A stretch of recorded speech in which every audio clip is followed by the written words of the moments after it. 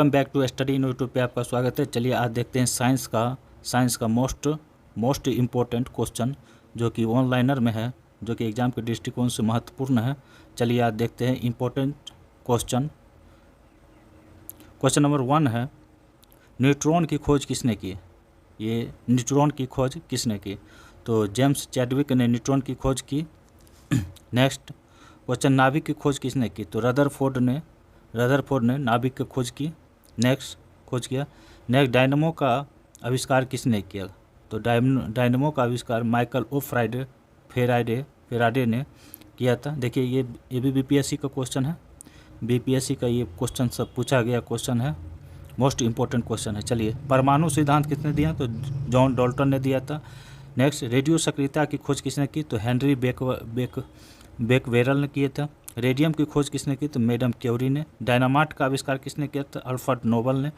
PH जो pH मान होता है उसकी खोज किसने की? तो एसपी सोरेनसन ने। हाइड्रोजन की खोज किसने की? तो कैवेंडिश ने। मोस्ट इंपॉर्टेंट क्वेश्चन है और यहाँ से 2 नंबर क्वेश्चन 100% ही पूछा जाएगा कोई भी एग्जाम में। उसके बाद नाइट्रोजन की खोज रदरफोर्ड ने किया। ऑक्सीजन की खोज सीले एंड फ्रिस्टेल ने किया था। अक्रिय गैस ऑर्गन गैस, इसकी खोज रैमजे और रेले ने किया था। थोरियम की खोज बर्जिलियस ने किया। आपको पता होगा कि केरल थोरियम का भंडार है और 67th में ये बीपीएससी में क्वेश्चन पूछा गया था। नेक्स्ट, टेलीविज़न का आविष्कार किसने किया? जीएल बेयर्ड ने। बैरोमीटर का आविष्कार किसने किया? टोरिसले ने। रेल इंजन जॉर्ज स्टीफेंसन ने। ग्रामोफोन एडिसन ने। दूरबीन का आविष्कार गैलीलियो ने किया था। भाप इंजन का आविष्कार जेम्स वाट ने किया था। नेक्स्ट है विद्युत चुंबकीय प्रेरण, ये फ्राइडे ने। एक्स किरण, देखिए क्वेश्चन पूछा जाता है एक्स किरण की खोज किसने की? तो आप प्रोटोजन याद रखिएगा। नेक्स्ट क्वेश्चन देखते हैं, लघुन गणक जॉन नेपियर ने। अब देख लेते हैं मानव शरीर से, मतलब ह्यूमन बॉडी से बहुत इंपॉर्टेंट क्वेश्चन। यहाँ से देखिए ये 2 नंबर जो पार्ट 1 था, इसमें से 2 नंबर क्वेश्चन 100% कोई ना कोई एग्जाम में 100% पूछा गया और पूछा जाता है, जो कि मोस्ट इंपॉर्टेंट क्वेश्चन। आगे देख लेते हैं अब ह्यूमन बॉडी, मानव शरीर से। चलिए, सबसे छोटी आंत की लंबाई कितना है? 6.25 मीटर। और यकृत का भार होता है कितना? तो 1.4 - 1.8 किलोग्राम। नेक्स्ट, यकृत भार महिला में कितना होता है? तो ये फीमेल 1.2 - 1.4 होता है। सबसे बड़ी ग्रंथि कौन है? ये क्वेश्चन पूछा जाता है। सबसे बड़ी ग्रंथि यकृत है। और सर्वाधिक पूर्णदोर भवन की क्षमता किसमें होती है? तो यकृत में होती है सर्वाधिक पूर्ण भवन की। नेक्स्ट है, सबसे कम किस में होते हैं पूर्ण भवन की क्षमता? तो मस्तिष्क में होते हैं। देखिए याद के लिए। सबसे कठोर भाग दांत का इनामेल है। नेक्स्ट, सबसे बड़ी लार ग्रंथि पेरोटाइड ग्रंथि।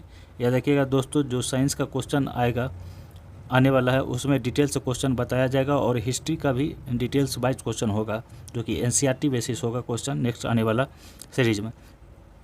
नेक्स्ट, शरीर का सामान्य तापमान कितना? देखिए ये क्वेश्चन हमेशा पूछा गया है, ये और ये कृत वाला हमेशा पूछा जाता है।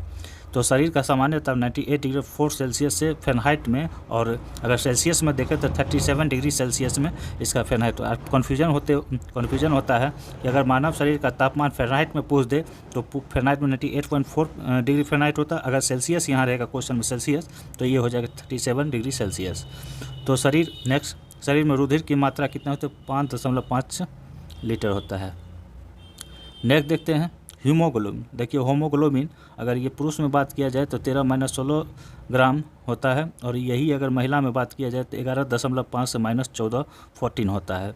नेक्स्ट ये देखिए ये हो गया वाइट ब्लड सेल हो गया, तो इसका 5000 माइनस से 1 10,000 इसका ये होता है मात्रा होता है। वही अगर सबसे छोटी WBC का देखें, सबसे छोटी तो लिम्फोसाइट, क्वेश्चन पूछा जाता है। सबसे बड़ी है मोनोसाइट।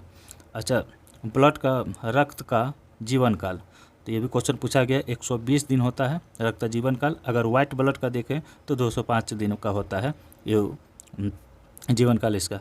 और एक क्वेश्चन देखिए मोस्ट इंपॉर्टेंट है, क्वेश्चन पूछा जाता है बराबर। रुधिर में थक्का बनने का कारण क्या है? तो समय कितना लगता है? तो 3 - 6 मिनट लगता है।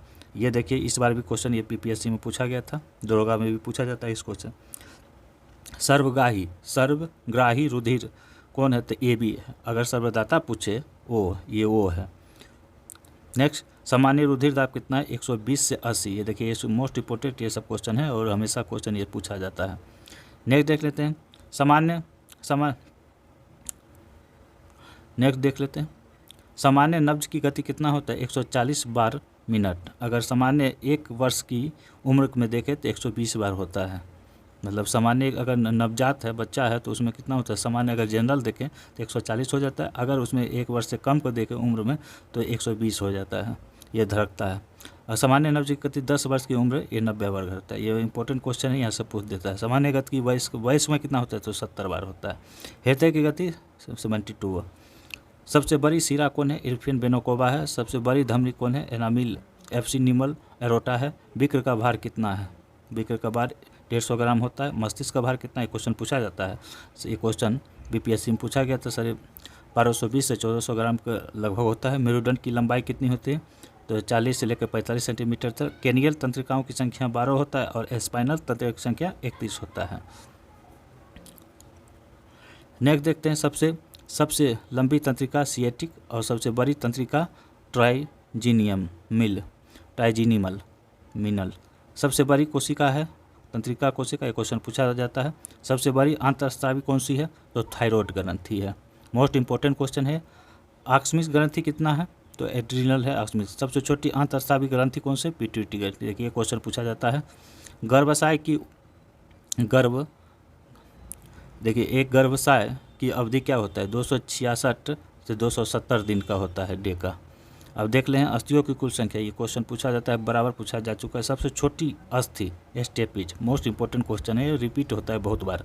सबसे लंबी भी, ये भी रिपीट होता है बहुत बार, फीमर है। नेक्स्ट कोशिकाओं की कुल संख्या कितना है 33, मोस्ट इंपॉर्टेंट क्वेश्चन। मांसपेशियों की संख्या 639 और सबसे लंबी पेशी सार्टोरियस। चलिए यहीं तक, प्लीज़ लाइक एंड सब्सक्राइब कर दें क्योंकि अब आने वाला जो भी वीडियो होगा उसमें अब एनसीईआरटी डिटेल बेस होगा क्वेश्चन। देखिए ये बीपीएससी दरोगा बिहार टीचर के लिए इंपॉर्टेंट क्वेश्चन है। यहाँ से 3 से 4 क्वेश्चन 100% पूछा ही जाएगा किसी भी एग्ज़ाम में। चलिए तब तक के लिए बाय।